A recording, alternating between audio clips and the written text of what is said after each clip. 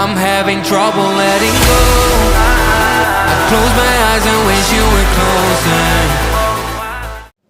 हमारे समाज की एक बहुत बड़ी बीमारी है फेटलिज्म और उसका इलाज डिटर्मिनिज्म।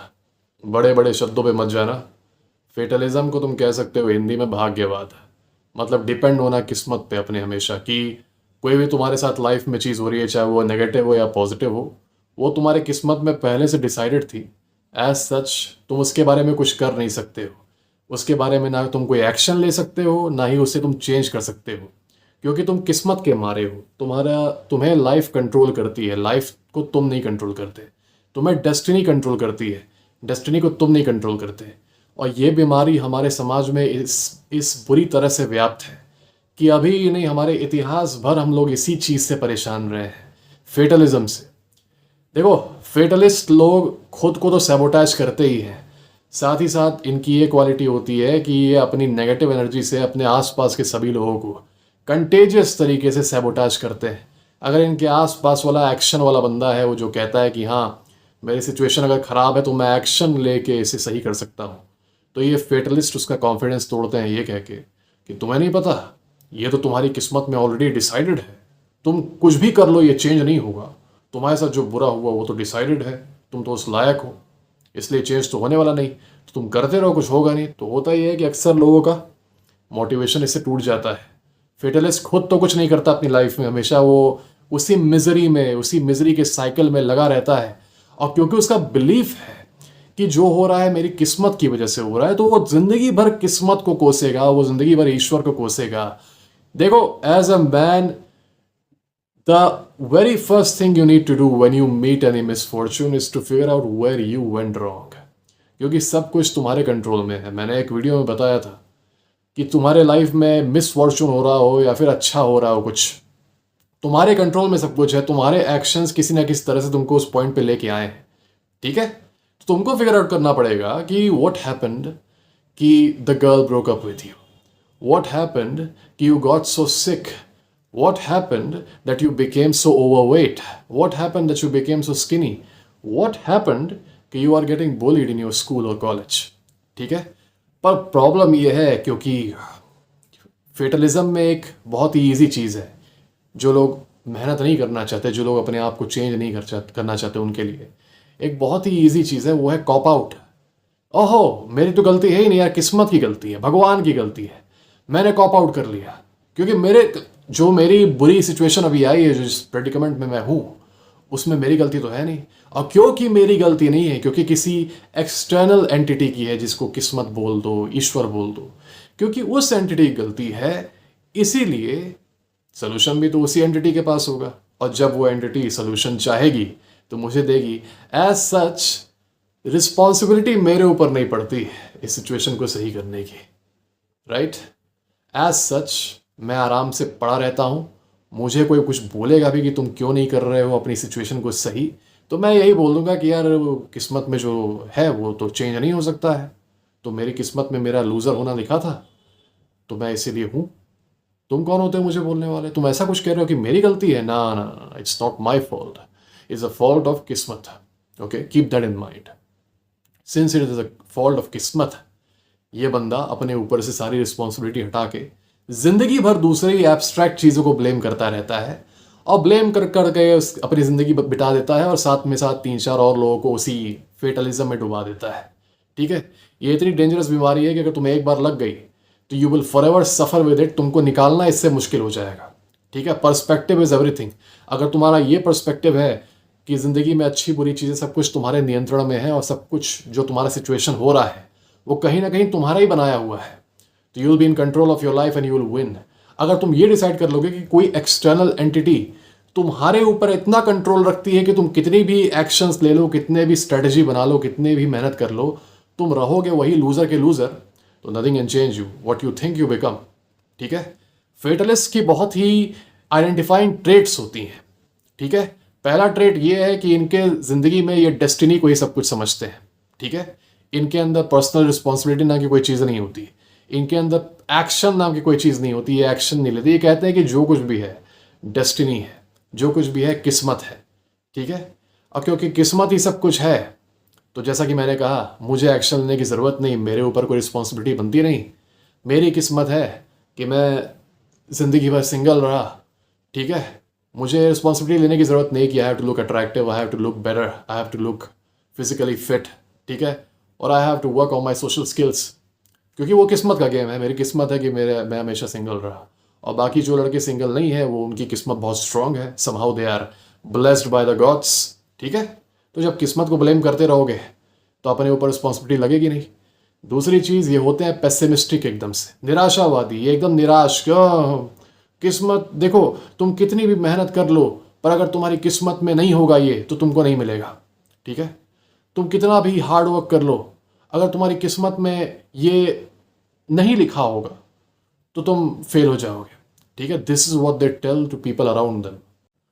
इनके अराउंड अगर कोई भी किसी भी वेंचर में एंगेज है, चाहे वो जिम हो, चाहे वो कॉम्पिटिटिव एग्ज़ाम हो, या फिर सोशल स्किल्स को इम्प्रूव करना हो, ऐसे आदमी को ये सब बीच में बिल के ज़रूर बता देते हैं कि तुम चाहे कितनी ही मेहनत कर लो, तुम्हें सक्सेस तभी मिलेगी अगर ये तुम्हारी किस्मत में होगी, ठीक है। तो बेसिकली तुम मेहनत करते रहो, अगर किस्मत में नहीं होगा तो नहीं मिलेगा।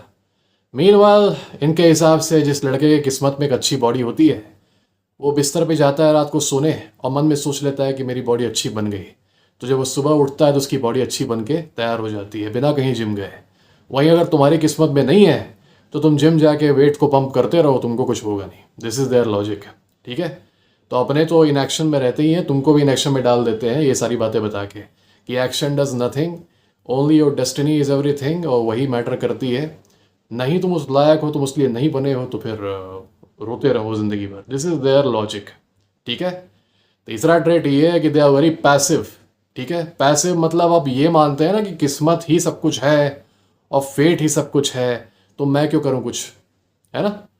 तो ये पैसिव रहते हैं हमेशा, ये अपनी ज़िंदगी एकदम पैसिव होके फ्लो में बहते रहते हैं, बहाव के साथ बहते रहेंगे, कभी बहाव के अगेंस्ट नहीं जाते। इनको ज़िंदगी जहाँ ले जा रही है वहाँ चले जाएंगे। इनको जो दोस्त इनकी लाइफ में आ गए, जैसे भी ट्रीट कर रहे हैं, ट्रीट होते रहते हैं। इनकी जैसी भी रिलेशनशिप बन गई, नहीं भी बनेगी तब भी ठीक है, बन गई तब भी लड़की जैसे ट्रीट कर रही है वैसे ट्रीट हो रहे हैं, क्योंकि फ्लॉ तो किसी में नहीं है ना, फ्लॉ तो किस्मत में है।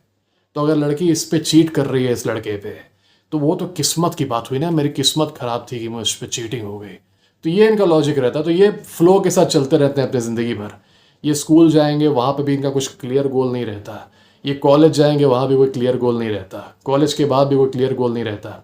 जो सब करते हैं वही ये भी करते रहते हैं, फ्लो के साथ चलते चलते, क्योंकि इनका ये मानना होता है कि इनकी लाइफ में जो होगा वही होगा जो कि किस्मत में लिखा होगा इनके, ठीक है, जो कि इनकी डेस्टिनी में लिखा होगा। और एज सच जब डेस्टिनी में लिखा होगा तो इनको खुद से कुछ डिसाइड करने की ज़रूरत है नहीं, खुद से किसी चीज़ पे एफर्ट लगाने की ज़रूरत है नहीं, खुद से तो कोई स्किल डेवलप करने की ज़रूरत नहीं है, क्योंकि मैजिकली इनको इनकी किस्मत एकदम ऐसे उठाएगी एक दिन और ले जाके उनको रख देगी जिस जगह पे वो जाना चाहते हैं। और हाँ, ऐसा होता भी है, लाइफ उनको डाल देती है लूज़र विल में, ठीक है, the town of loser ville, तो वहाँ डाल देती है। तो they are actually right, they want to be losers, so life sends them into loser ville. तो क्योंकि उनकी हरकतें पैसिव होती हैं, इसलिए दीज गाइज आर यूजुअली, तुम देखोगे जो सोशली ऑकवर्ड नाइस गाय होते हैं ना, वो यही फेटलिस्ट होते हैं। एक कंपैरिजन करो बैड बॉय से और नाइस गाय से। नाइस गाय हमेशा पैसिव रहता है, वो जब सोशलाइज भी करना चाहता है तो बहुत पैसिव तरीके से करता है, बहुत ही कॉशियस तरीके से, शर्माते हुए, टिमिड तरीके से। वही बैड बॉय जो है ना, वो एकदम जाके डोमिनेट करता है सोशल सिचुएशंस को। नाइस गाय जो है कुछ भी करने से पहले परमिशन मांगता है, ठीक है, उसको चाहिए परमिशन, लोग क्या कहेंगे, लोग क्या मुझे अप्रूव करेंगे। वो फिर शर्माते शर्माते देखता है कि क्या बाकी सब लोग कर रहे हैं ये काम, तब जाके करता है। वही बैड बॉय जो है वो एक्टिव है, वो क्या करता है, वो सीधे कर देता है, उसके बाद पनिशमेंट वगैरह जो भी मिलती है या फिर प्रेज मिलता है वो बात की बात है, पर वो करता है एक डेयरिंग वे में, पहले इनिशिएट किसी भी चीज़ को, ठीक है। तो as long as it is not harmful, the bad boy is active, वो लाइफ पे अटैक करता है। नाइस गाय लाइफ से अटैक होता है क्योंकि वो बहाव के साथ चल रहा है, ठीक है। उसको लोग सोसाइटी में अच्छा ट्रीट करते हैं तब भी ठीक, नहीं करते हैं तब भी ठीक, वो उनकी ख़राब ट्रीटमेंट झेलता रहता है, वो बुलिंग भी झेलता रहता है, क्योंकि उसे लगता है कि वो पैदा ही इसीलिए हुआ है कि वो बुली हो, वो इस लायक है कि वो बुली है क्योंकि उसके फेट में ये लिखा हुआ था, है ना। और क्योंकि उसके फेट में ये लिखा हुआ था तो वो इस चीज़ को एक्सेप्ट कर लेता है। और ये माइंडसेट क्योंकि इतनी डेंजरस है, वो अपनी फेट को, क्योंकि आप भाई फेट को तो चेंज नहीं कर सकते आप, तो ये चीज़ मान के कभी अपने आप पे वर्क नहीं करता और कभी आइडेंटिफाई नहीं कर पाता कि मैं बुली हो क्यों रहा हूँ, और हो रहा हूँ तो डील कैसे करूँ इससे। यही सेम प्रॉब्लम आती है इसके साथ डेटिंग में भी। If he let's say likes a girl, तो ये जाके उससे बात भी नहीं करता, ये बैठा रहता है अपनी सीट पे और उसको देख के यही सपने सोचता रहता है मन में अपने कि अगर मेरी किस्मत होगी तो वो खुद मेरे सामने ऐसे प्रकट हो जाएगी, ठीक है। अब मुझे बोलेगी कि I have been so much in love with you all this time and finally I am telling you, would you say yes to me, would you hang out with me. ये सारी चीज़ें फैंटिसाइज करता है क्योंकि ये मानता है कि इसकी किस्मत में अगर वो लड़की होगी तब वो इसे मिल जाएगी, वरना कुछ करने से फ़ायदा क्या, अप्रोच करने से फ़ायदा क्या। वही जब bad boy starts dating the girl तो इसको ये भी सोचता है कि बैड बॉय की किस्मत बहुत अच्छी है, उसकी किस्मत में ये लिखा होगा कि ही गेट्स द गर्ल, है ना। देख रहे हो कितना सेल्फ सैबोटाइजिंग प्रोसेस ऑफ थॉट है कि तुम्हारे साथ कुछ बुरा हो रहा है, उसके तुम लायक हो, ठीक है। अब वो चेंज नहीं हो सकता, उसको तुम, ऐसा भी नहीं है कि तुम अपनी सिचुएशन को चेंज कर सकते हो, सर्कमस्टेंसेस को चेंज कर सकते हो।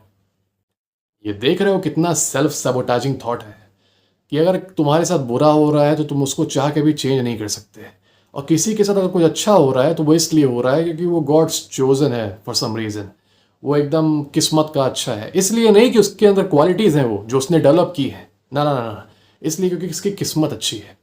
सारी पर्सनल रिस्पॉन्सिबिलिटीज़ गई भाड़ में। तो bad boy is active, nice guy is passive, ठीक है। These fatalists are always passive. फिर जब फेटलिस्ट की ज़िंदगी में कोई एडवर्स सर्कमस्टेंस आता है तो ये उसके सामने सरेंडर करते हैं क्योंकि द ऑल पावरफुल किस्मत has sent this situation to them. तो ये तो कुछ नहीं कर सकते, फाइट तो नहीं कर सकते क्योंकि किस्मत को कौन चेंज कर सकता है यार। ये चीज़ उनकी लाइफ में बाय द वर्च्यू ऑफ किस्मत आई है। तो ये क्या करते हैं, किसी भी एडवर्स सिचुएशन के सामने सरेंडर करके बैठ जाते हैं। वहीं अगर इनके आसपास कोई ऐसा है वीर पुरुष जो कि उस मुश्किल सिचुएशन से डील करने को तैयार है, वो खड़ा होता है, तो ये उसको भी डम डाउन कर देते हैं, ये कह के कि क्या फ़ायदा, नहीं नहीं नहीं, रुक जाओ, नहीं नहीं नहीं, कोई ज़रूरत नहीं, क्यों, किस्मत में लिखा है, कुछ नहीं कर सकते हम लोग इस बारे में, कुछ नहीं, एक्सेप्टेड। ऐसे करके ये खुद तो इमैस्कुलेट होते ही हैं, दूसरे को भी इमैस्कुलेट कर देते हैं। और ये चीज़ कभी कभी इतनी ज़्यादा एक्सट्रीम हो जाती है ना, मैंने देखा है कुछ कुछ फैमिलीज़ में, फेटलिस्ट्स की फैमिली, इनके घर के सदस्यों को अगर बहुत ही खतरनाक बीमारियां भी हो जाए ना तो ये उन्हें डॉक्टर के पास नहीं ले जाते, ये कह के कि बीमारी तो किस्मत की वजह से हुई है, दवाई वगैरह कराने से, पैसे खर्च करने से फ़ायदा क्या। And they actually let their own people pass away thinking कि किस्मत की वजह से बीमारी आई है तो किस्मत ही सही कर देगी। This is so depressing to be honest, so depressing to say this, but this is the truth. This is when fatalism goes to the extreme. Fatalism तुमको एकदम से निहत्था कर देगा इस पूरी लाइफ में। You won't be able to fight back against the bad situations in life, क्योंकि वो तुमको यही फील कराएगा कि तुम पैदा होते ही by the virtue of birth इस लायक हो कि तुम्हारे साथ बुरा हो। ऐसा नहीं कि तुम्हारे एक्शंस ने तुम्हें जो हो वो बनाया, ना ना ना ना, तुम्हें किसी तरह से भगवान तुमसे नफरत करते थे, इसलिए तुम्हारी लाइफ में खराब इवेंट्स आ रहे हैं, मिसफॉर्चून्स आ रही हैं, और तुम इसका कुछ कर नहीं सकते। तो एक काम करो, सरेंडर करके बैठे रहो। और क्योंकि ये तुमको सिखाता है कि कोई एक्शन मत लो, सरेंडर करके बैठे रहो, दिस इज़ वेरी डेंजरस, क्योंकि तुम्हारे अंदर इतना ज़्यादा पोटेंशियल है। देखो, पूरी सिचुएशन सबकी लाइफ में आती है ना। सबके लाइफ में बहुत ही डिजास्टर्स सिचुएशंस आते हैं, सब कोई बोलता नहीं है ना, सब कोई दिखाता नहीं है। बड़े बड़े सेलिब्रिटीज़ तुम जान रहे हो, बड़े बड़े बिजनेसमैन जान रहे हो, बड़े बड़े यूट्यूबर्स जान रहे हो, उनकी लाइफ में भी ऐसे ऐसे क्राइसिस आए हैं, ऐसी ऐसी एम्बैरसिंग सिचुएशंस आई हैं कि वो तुम्हें बताएंगे ना तो तुम्हें विश्वास नहीं होगा कि यार ये भी ये सब झेला है। But they faced it and they learn from it, और उन्होंने दोबारा वो चीज़ नहीं होने दी, ठीक है। They decided to fight back, और इसीलिए they are who they are today, जिनको तुम जानते हो। अगर उन्होंने ये एक्सेप्ट कर लिया होता कि मेरी किस्मत है, और पड़े रहते फिर they would have been nothing, है ना। तो ये चीज़ एक्सेप्ट करो कि एवरीवन फेसेस हार्ड टाइम्स। तुम उन हार्ड टाइम्स को रिएक्ट कैसे करते हो, this matters. Do you react with courage और do you surrender before them? If you surrender, you already lose. Surrender करके तो ऑलरेडी हार गए ना।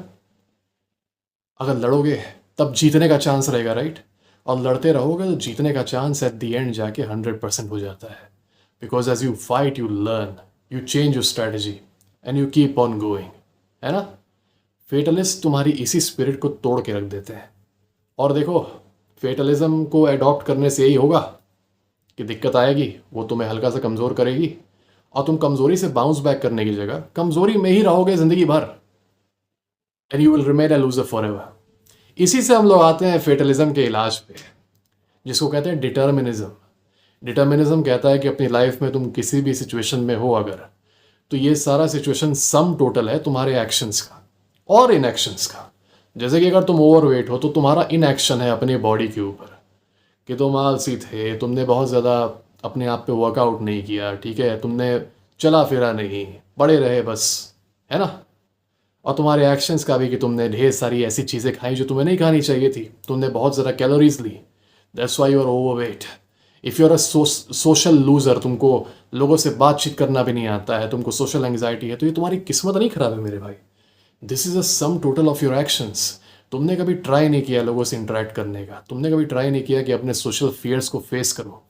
तुम्हारे अंदर आलस था कि मैं क्यों सोशल सर्कल बनाऊं अपना, मैं क्यों दोस्त बनाऊं, मैं लोगों से बात क्यों करूं, मैं बैठा रहता हूं स्कूल में, घर जाके फिर वीडियो गेम्स खेलने लगूंगा, ठीक है, पबजी खेलने लगूंगा, उसके बाद से फिर सो जाऊंगा, फिर स्कूल आ जाऊंगा, वेट करूंगा घर का, फिर घर आ जाऊंगा, गेम खेलने लगूंगा और फिर उसके बाद सो जाऊंगा, दैट इज़ इट, ठीक है?